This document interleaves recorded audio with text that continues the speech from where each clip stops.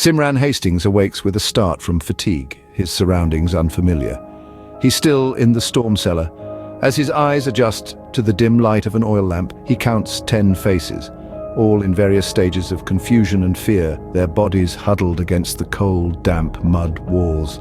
The howling wind and rain outside, a chilling soundtrack to their predicament. A conversation begins, whispers in the dark.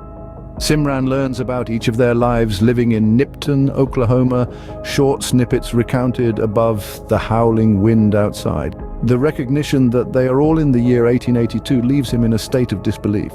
Are they all mad, lying about the year, in some kind of movie? He's not entirely sure he can trust their disjointed stories. As the tornado ravages above, moisture is evident with small rivulets creeping down the walls. A small boy leans against him, shivering. Simran puts his arm around the child who prompts falls asleep.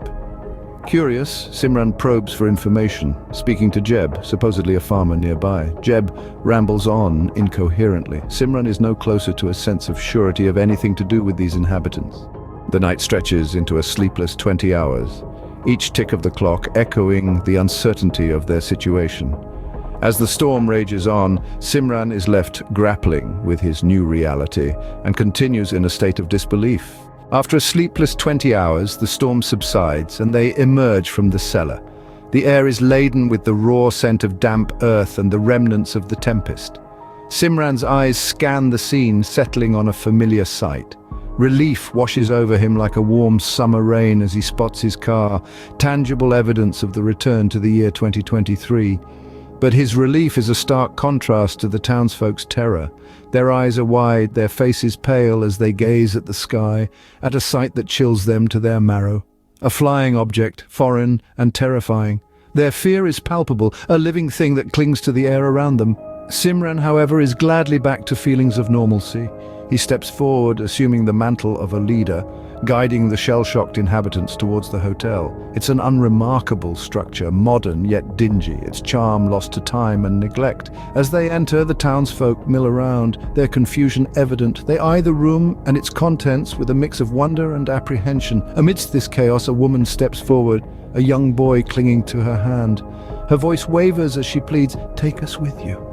We have nothing to go back to."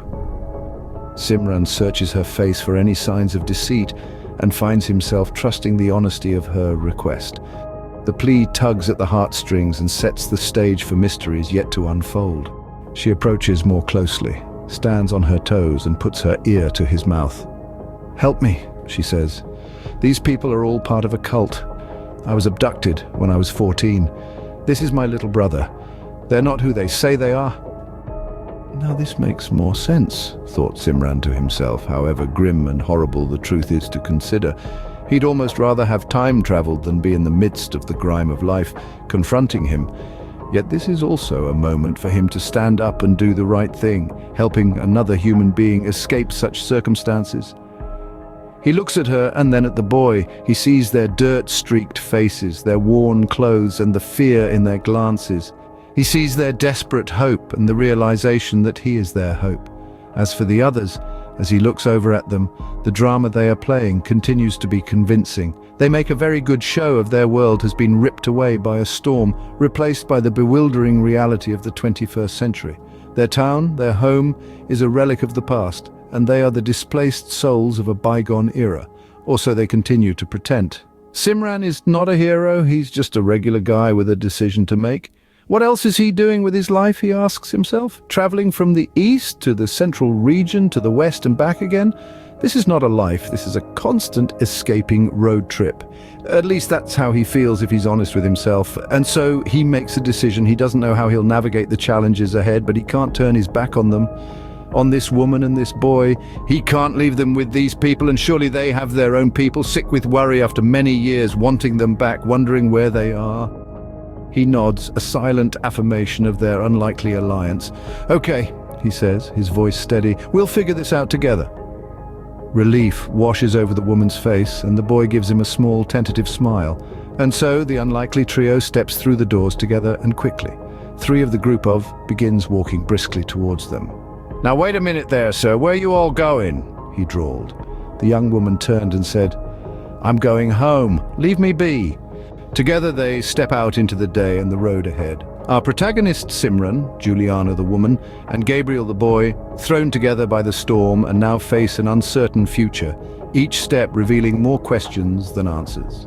Relief floods her face, a smile that Simran sees in the rearview mirror. Gabriel, slumped against his sister, looks content. The year is 2023, just as it always has been. Simran reflects that those people will have time of their own, behind bars, soon enough. Thank you, dear listeners, for following our channel. Please like, subscribe, and send us comments so we can continue crafting the tales you like here at the Storyteller Logbook.